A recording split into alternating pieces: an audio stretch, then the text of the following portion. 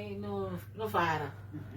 You can see kunaona makadzi vanani, and they call everyone kuti uyai kushow. Avaiti zvatinoita kuno kushow kuti can be show yevanhu 5.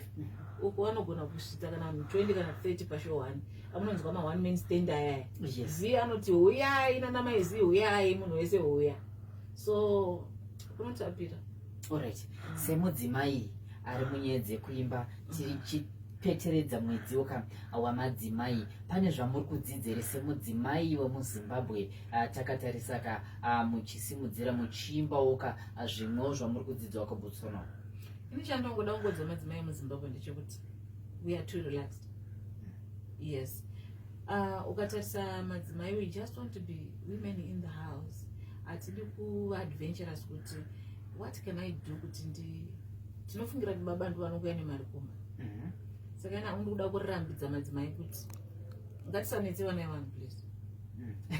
Yeah. Vakadzi they are too reluctant and they think kuti kunzi murume kunounza mari mumba. Ngatibetsere varume nokushandawo. And vamwe vanogona kuti ndoshandei muno muZimbabwe. Kozvopera. Chero ndikatotanga garden rangu apa ndotorima muriwo ndikatotengesa ushofa waya.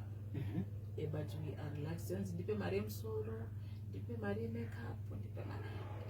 Nevarume vachinoone muti ungotemawo mashizha vaingotipa also. So I want to say to every woman out there, let's not relax. Better ungoti ndipe start kana kuti ndipe mari. Ungotangawo chimwe chinhu chako chidiki so chinongoita kuti uone life ichifamba zvakanaka, because the more you become a burden to a husband, zvotazokuti hamudanani. Okay, vangadaiyoka mumhanzi waMai Zee chisaroti izvezvi tine mutakunanzva iyo EP haibo ine 4 track EP. Mumhanzi iyi yakukwanisa kuonekwa kupi vangadawo music yenyu Mai Zee chisaroti nguva zhinji munenge muri kuBotswana? Taloda mavidhio edu paYouTube, so tiri kutarisa kunoloda masongs paYouTube, but they can go kuInstagram, Facebook, YouTube iyoyo. Vana iTunes, you can go and find our music. What every social media handle, we are there. Vamwe tiri WhatsApp tiri magroup ana kiki. Magroup akazara madzimai. Ngavatore number dzangu dzinoti +267 72 48 2679. Tine magroup anosvika kuma40 eWhatsApp.